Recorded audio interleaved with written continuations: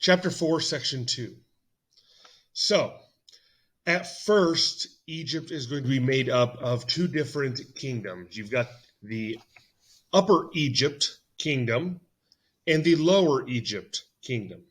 Now, Upper Egypt is in the southern part of the Nile, and Lower Egypt is in the northern part of the Nile. Well, why is up in the south and the lower in the north?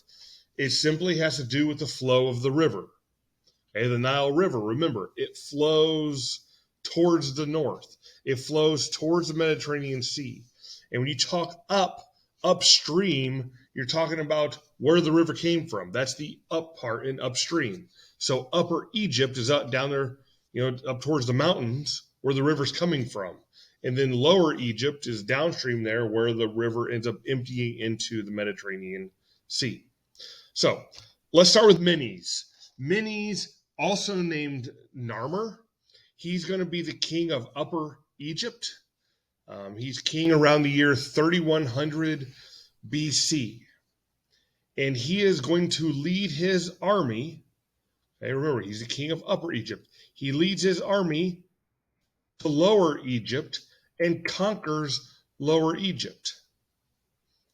Then he marries a princess of Lower Egypt. When he does that, he's going to unite the two kingdoms into one. So he's going to wear the crown of both kingdoms, and he's going to unite that together. Okay, you've got this shallow red crown of the north, and you've got this high white crown of the south, and he wears them both as king of both Egypts. And he's going to set up a new capital of Memphis. And Memphis is going to be on the border of Upper and Lower Egyptian kingdoms. So, we mentioned in section 1 in the video, they mentioned that there was 3 kingdom periods of Egypt, and we're going to start by talking about the Old Kingdom. The Old Kingdom is going to begin around the year 2600 BC. The Old Kingdom is going to last around 500 years. And the cities of the Old Kingdom are centers of religion and government. Now, this is where you're going to have the artisans and the government officials, and the priests would be here, and the kings would be here. But most of your Egyptians don't live in the city. They're going to live along the Nile, on these estates along the Nile. It's going to be the rich that own the estates, and they would live in these large houses, made of wood and brick, and they would have gardens and pools, and their walls would be decorated with paintings, and the household is going to be made up of the family, the servants, the artisans that work for them, weaving the linen, building the boats, making the pottery. So that's the life of the rich.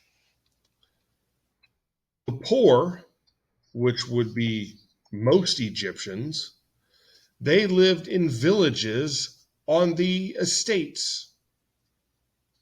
Okay, so in the beginning, they kind of had these, reed and mud houses, but eventually they're going to develop these sun-baked mud bricks, just like in Mesopotamia.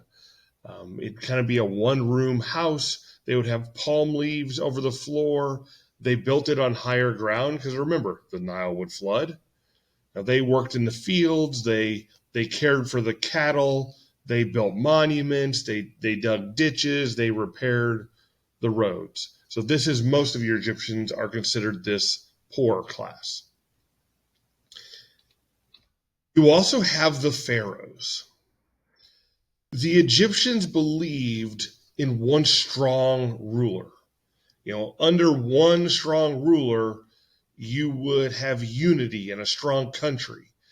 In the very beginning, they had some kings, but they later become known as pharaohs, which means great house. And the pharaoh was looked upon very highly. They were a ruler of the country, they were a priest, they themselves were a god. The pharaohs were the center of life, and they ruled on earth like other gods ruled in heaven. And what they said, their word was law. All the land in Egypt belonged to the pharaoh. They owned all the land in Egypt.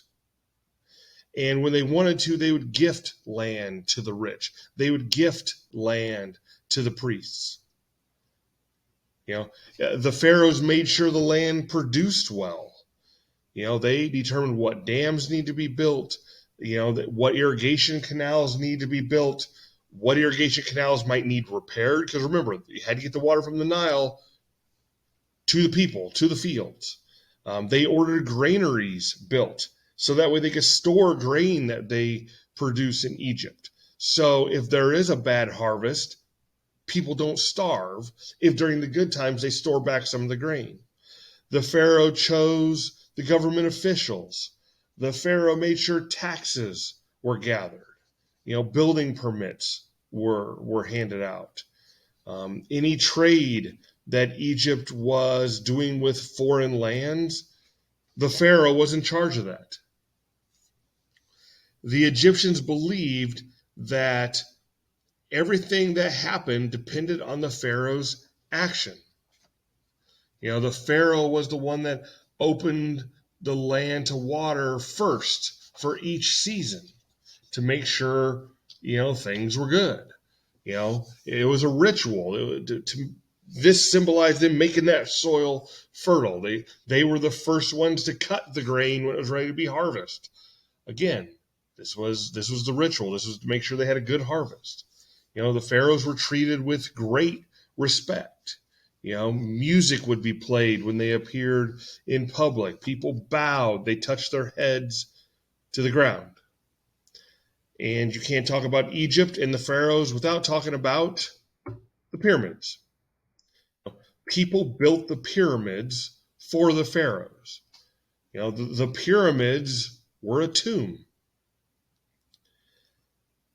Okay, so inside the pyramids, you would see burial chambers and such to protect the pharaohs' bodies. Okay? The pharaohs or the pyramids were built on the west bank of the Nile because the sun sets in the west, and so symbolically that's where they would bury the pharaohs. And these pyramids, again, like we said, they protected the pharaohs from floods, from wild animals, from robbers, they hoped, even though a lot of the tombs were robbed at one point or another. The pharaoh's personal belongings would be placed inside of the tomb, inside of the pyramid with them. Their clothing, their weapons, their furniture, jewelry. To build these things, these gigantic pyramids, to build them, it took a lot of people. It took a lot of work to get these built. Farmers would help build these pyramids. When their fields were flooded and they couldn't farm, they would help build the pyramids. And they would use copper tools and cut these granite and limestone blocks.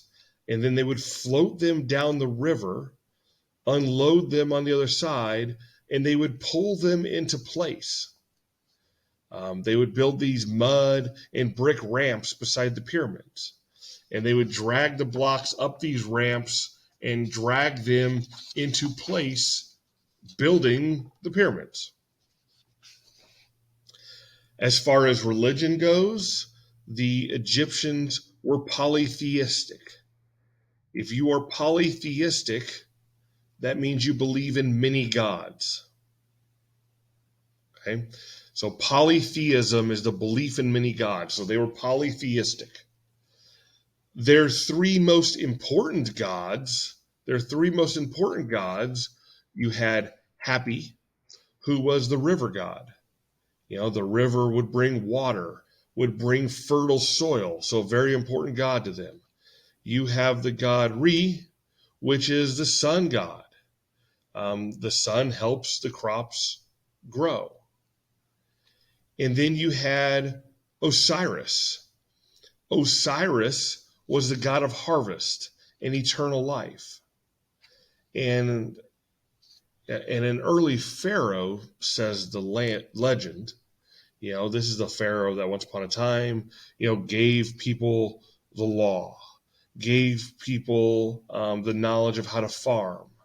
And he ruled with his wife, Isis, over the dead, because dead souls would go to the underworld.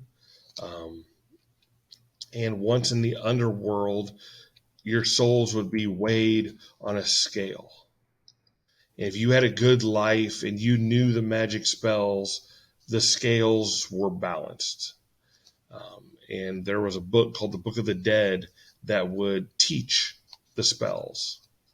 And it was Osiris that was the one that would grant life after death.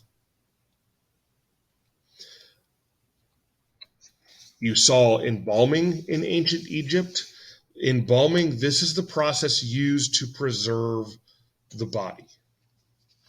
The Egyptians believed a soul can't live without a body. So originally, it was only used for the pharaoh's body. He was the one that kept taking care of Egypt. He needed to be preserved. But later on, more and more people become embalmed. And the process was they would take the body and they would put it in a wood box and they would cover the body with natron. It dried up all the water in the body, which means the body would shrink down some with all the water removed. And then they would dry the body and wrap it in strips of linen. And then that wrapped body was called a mummy. Okay, and if you were poor, the mummies of the poor were usually buried in a cave or in the sand. Mummies of the rich would be put in a coffin and placed in a tomb of some sort. Usually, the more rich you were, the bigger the tomb.